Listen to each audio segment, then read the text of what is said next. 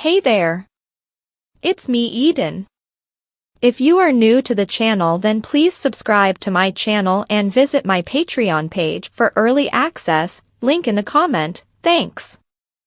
My popularity in town soared briefly again after the movie was released and I had to wear my disguise whenever I went out, but I didn't have any problems at school, so Mom insisted that I always wear my business attire of ultra-tight skirts, blouses, sweaters, and dresses, and heels.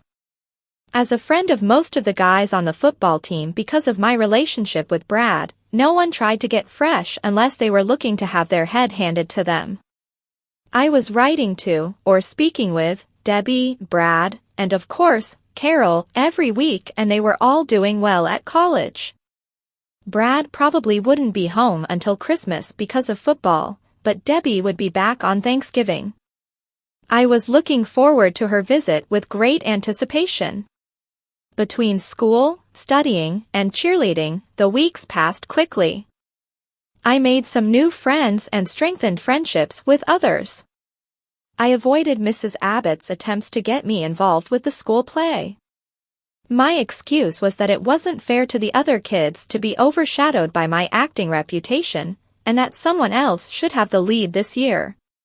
Fortunately, I didn't have her for any classes this year. Taking the gym with the girls was a new experience. They certainly didn't play with the same intensity as the guys. There were a few jocks, of course, but they were largely ignored by the majority who were only there to complete the school requirements. And the irony of the situation was not totally lost on me. A year and a half ago, I would have paid anything to be in the girls' locker room while they were showering, but I didn't feel any thrill about being here now. The price that I had paid to be here was becoming one of them, and I had long ago lost my excitement at seeing naked female forms. The medication that suppressed my sexual urges ensured it. Nothing had come of the interviews that I had had in California before school started. The tuna fish and car commercials were still running occasionally, and the Barrett's department store chain had started running the commercials that I had made for them last year, no doubt attempting to capitalize on my movie appearance. Each time they appeared on television, I earned a small check. It wasn't until early November that we heard anything from the agency. Mr. Daniels called, just before Mom got home, to say that I was wanted for a callback on one of the interviews that I had had in September. I was surprised because it had been 2 months since the initial interview. Mr. Daniels said that they had interviewed half the actresses in Hollywood and were starting over again. With a large group like that to select from, I said, is it really worth my traveling to California to be interviewed? They have my last interview on tape, and it's just a small supporting role. It looks like it'll be a great movie, and I don't think that you should pass up the opportunity. Right now we want exposure, and this interview is by their invitation. The producer said that they didn't think that you were right for the part after your first interview, but after seeing you in A Promise of Spring, they've reconsidered and want you to read again. You did a wonderful job in that picture and people have noticed. I'm sure that after your last picture comes out, people will really sit up and take notice. I've spoken to George Marin about you. He was very impressed with your performance in Open Spaces, Closed Hearts, and believes that you have a great future ahead of you. That's nice to hear, Mr. Daniels. Do you know when the picture will be coming out? That's another thing that I'm calling about. They want you to attend the premiere next month. It'll be in L.A. at the beginning of the month. When do the casting people want to see me? As soon as you can make it. Their schedule calls for them to start shooting in March, and they still have several key spots to fill. They need to make some decisions soon. These period pieces need plenty of time for the costuming. Okay, Mr. Daniels. I'll talk to Mom as soon as she comes in. Great. I'll await her call so that I can set up the interview. Goodbye.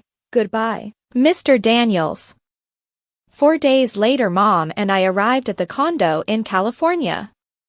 The casting company had sent me a small script with the title Under the Scarlet Maple via FedEx, and I had been studying it for the past 24 hours. My interview is tomorrow at 9 a.m. in the casting director's offices. Mom and I had stopped and eaten dinner after landing at LAX, so after changing into my nightgown I worked on the script in my room while Mom watched television. We arrived at the office a little early and were given a cup of tea while we waited. A little after 9 I was escorted into the conference room where the casting people, the movie producer Mr. Silver, and the director, Trevor Bacon, were waiting. We talked for a while about the 2 movies that I had been in, plus the television series and the 2 plays. Mr. Silver said, "Miss Ramsey, I was very impressed by your performance in A Promise of Spring. After seeing your work in Oliver on Board, and reviewing the videotape of the play that was provided by your agent, I thought that you were mainly suited to comedy, but now I think that there's a serious dramatic actress behind those baby blues also. I'm happy that you've consented to read for us again. As we said in the note attached to the script, we'd like you to read the part of Victoria. Trevor and Ms. Cavendish will play the other parts. Are you ready?" "Whenever you are, Mr. Silver." "Okay." "Trevor? Nancy?" The 3 of us walked to an open area of the conference room where a video camera had been set up. Mr. Bacon set up the scene for us and we began. Mr. Bacon stopped us a number of times to change the tempo, to have me move a different way, or have me give a different look. Once we had it down the way that he wanted, we did the scene twice more. We continued with several other scenes, spending more than 2 hours working in the conference room, taking just 1 break for a beverage when I was so dry that I could barely speak. Anyone would think that I had the part and that we were rehearsing. When we finished, Mr. Silver and Mr. Bacon thanked me for coming in and told me that they would be in touch.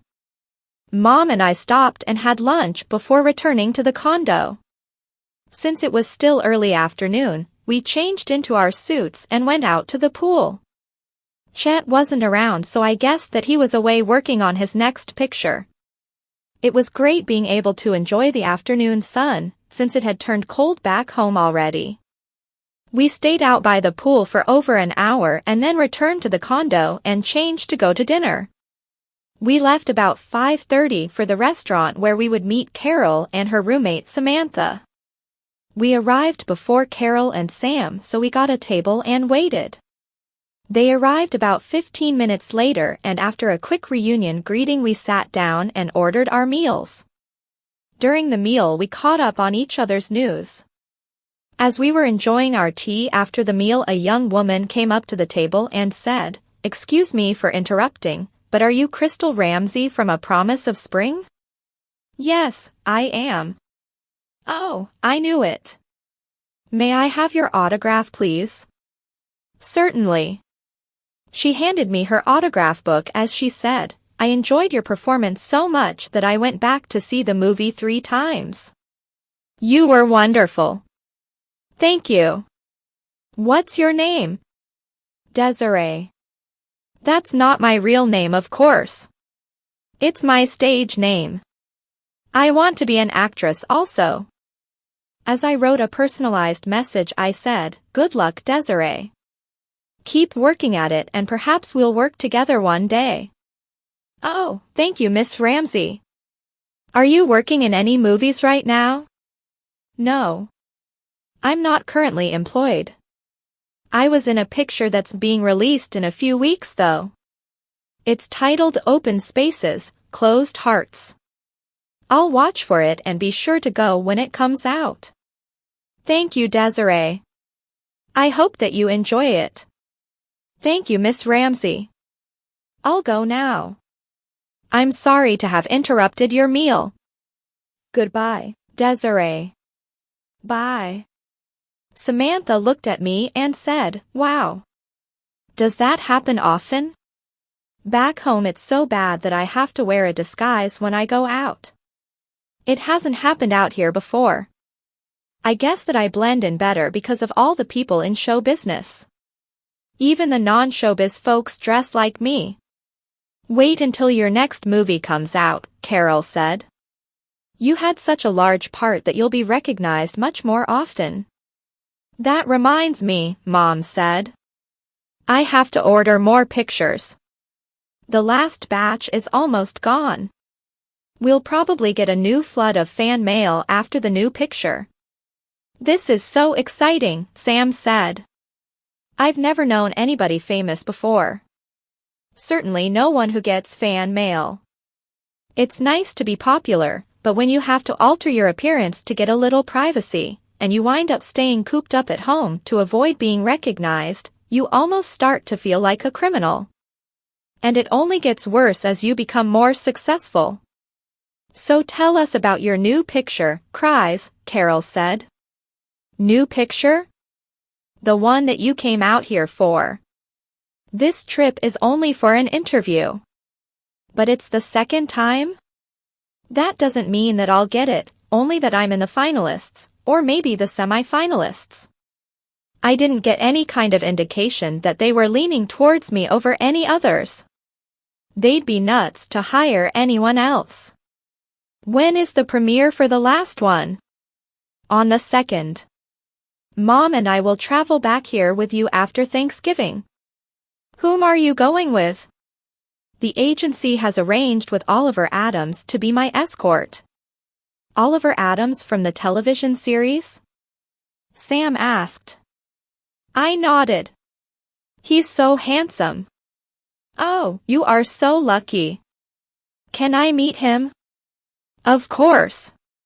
Come over to the condo on the night of the premiere. Carol said, we'll both be there. Where are you getting your gown from? Barbara's making it for me. Did you see the pictures of the other one that she made? It was wonderful. Carol nodded. It looked like the ones made by famous designers. Did you get to keep it? Yes. It didn't come from the theater.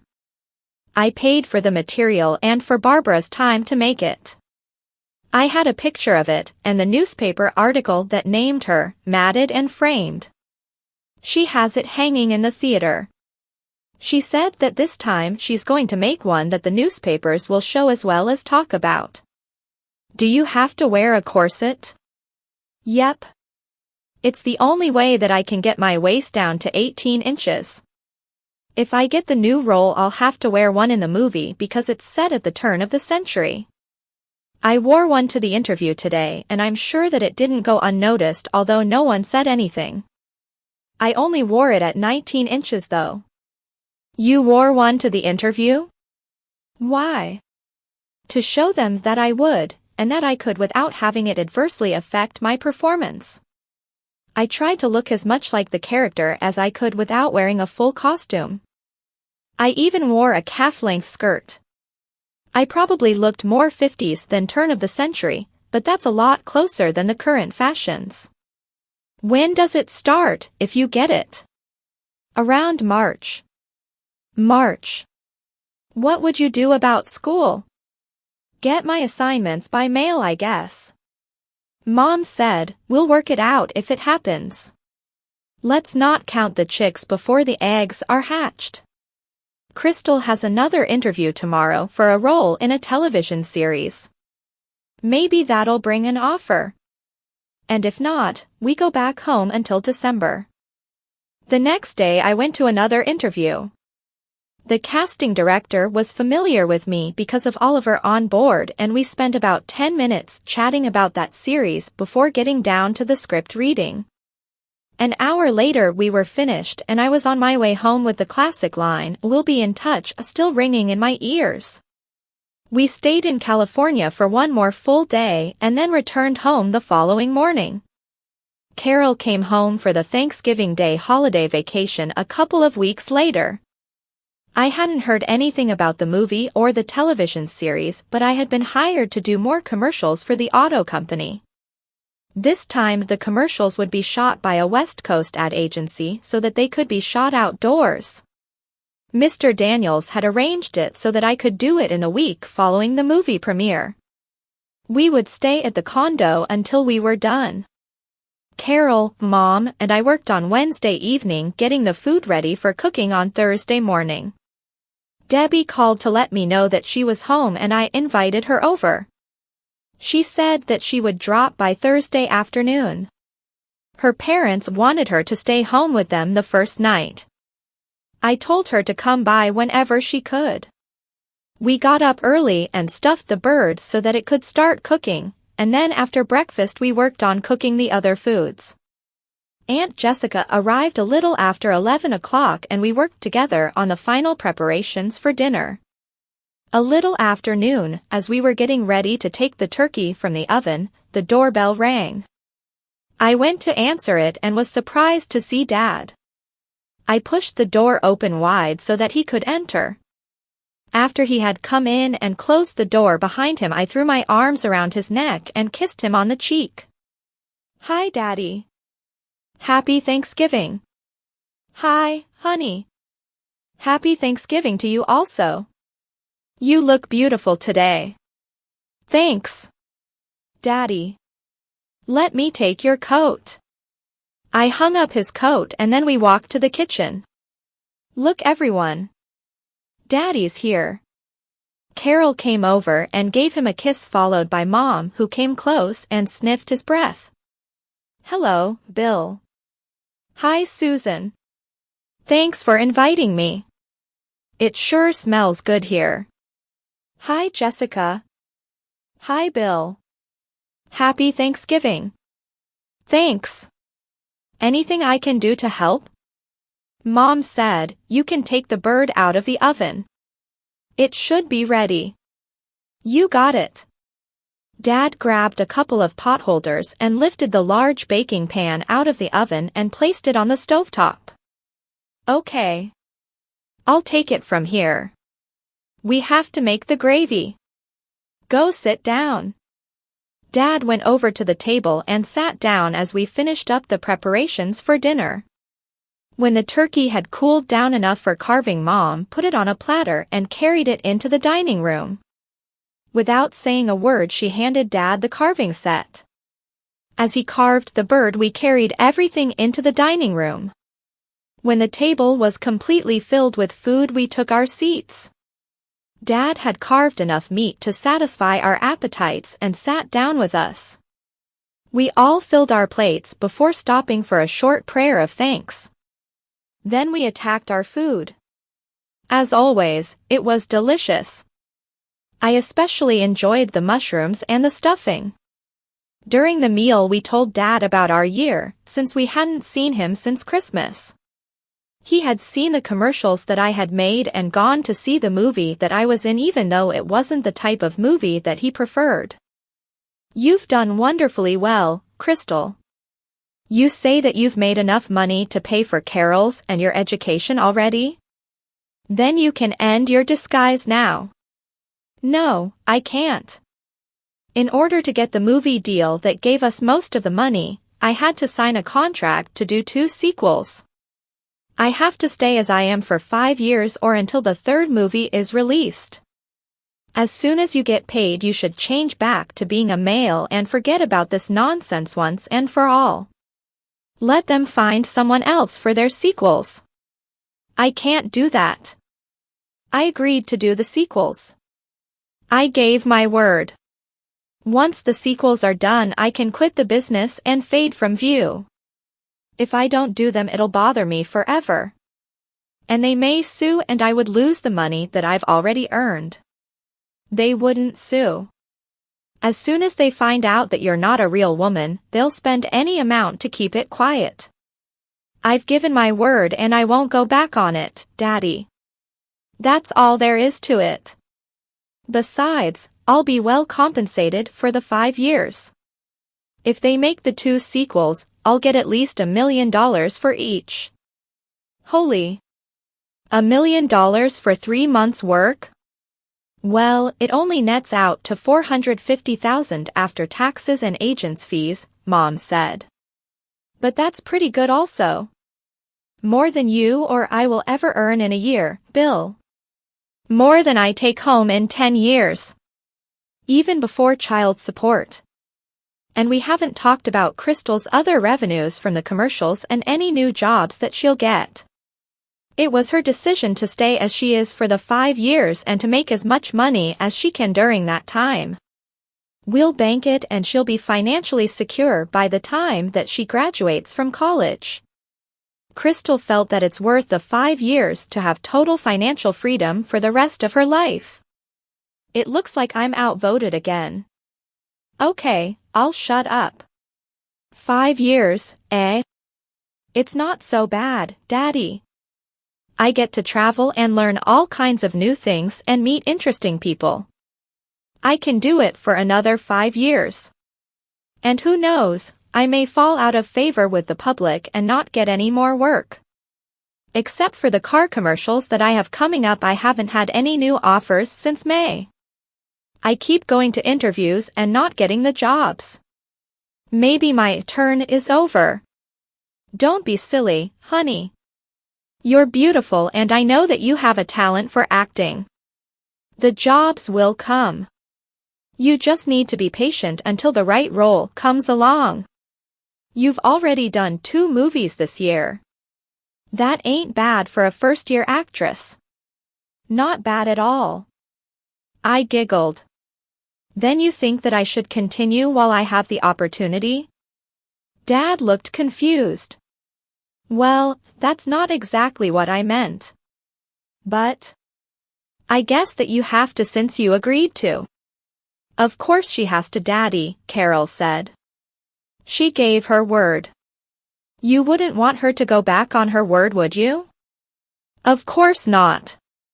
If she gives her word, then she has to do it. I guess that I wouldn't really want her to break her word.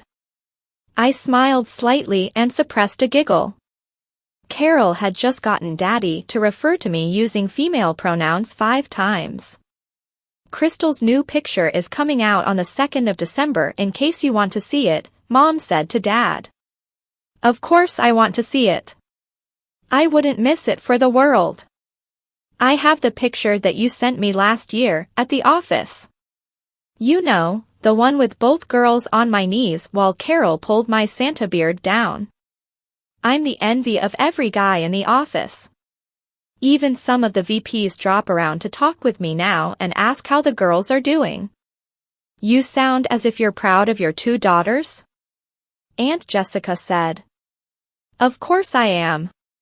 One is in USC and the other's a famous actress. What dad wouldn't be proud of such wonderful daughters? I smiled to myself again. Everyone was getting into it and Dad didn't even appear to realize how he was referring to me with each mention. I got up and went around to where Dad was, sat on his lap and gave him a big kiss on the cheek and a hug.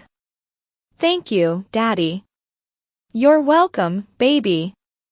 Mom said, Crystal, would you put the tea kettle on, please? Mom must have felt that I was pushing it just a little too far. Sure, Mama. I took my arms from around Dad's neck and went into the kitchen to put the kettle on. As it heated up, I returned to the dining room and sat down. I had a little left on my plate, so I finished it. We cleared the table as Dad went into the living room to see the football scores. As soon as everything was cleaned, we brought out the pumpkin and apple pies and Dad came back to the table for dessert when Mom called. We had made both tea for us and coffee for Dad and we sat at the dining room table for a couple of hours talking. The atmosphere was much lighter than it had been during Dad's last visit at Christmas. The doorbell rang just after 4 o'clock.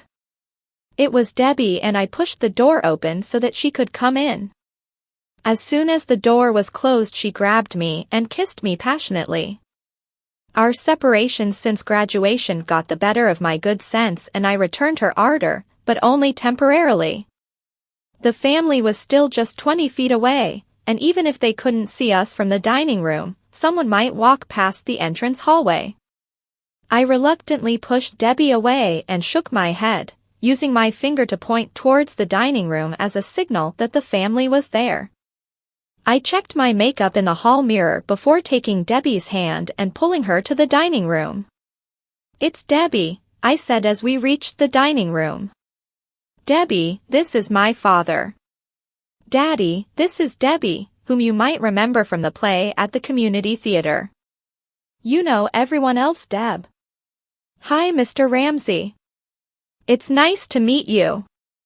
Happy Thanksgiving. Happy Thanksgiving, everyone. Everybody returned the greeting and then Mom said, "Would you like some tea, Debbie? And maybe a piece of pie?" As Debbie was taking a seat, she said, "Thanks, Mrs. Ramsey." That sounds great. Mom made rhubarb pies this year and I didn't care for it. I'd love a piece of pumpkin pie. Help yourself, dear. There's plenty and we have more in the kitchen. The whipped cream is in the bowl there. Debbie sliced a piece of pie as I poured her a cup of tea. Mom, Aunt Jess and Dad resumed the conversation that they had been having as Carol and I spoke with Debbie. At some point Carol and Debbie began comparing their colleges while I mostly listened.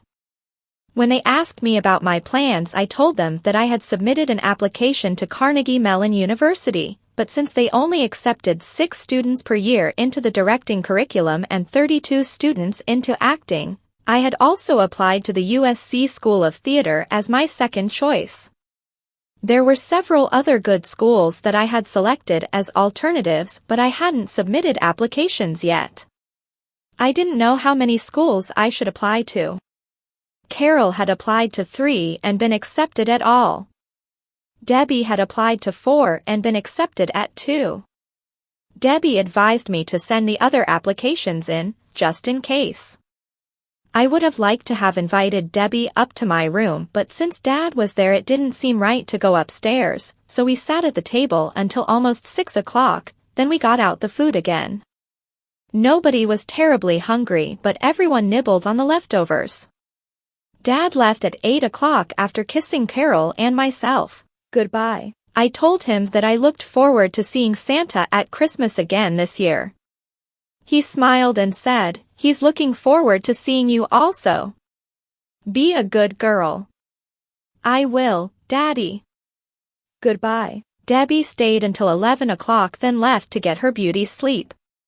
We were going to the mall tomorrow with Carol, Heather, and Sherry.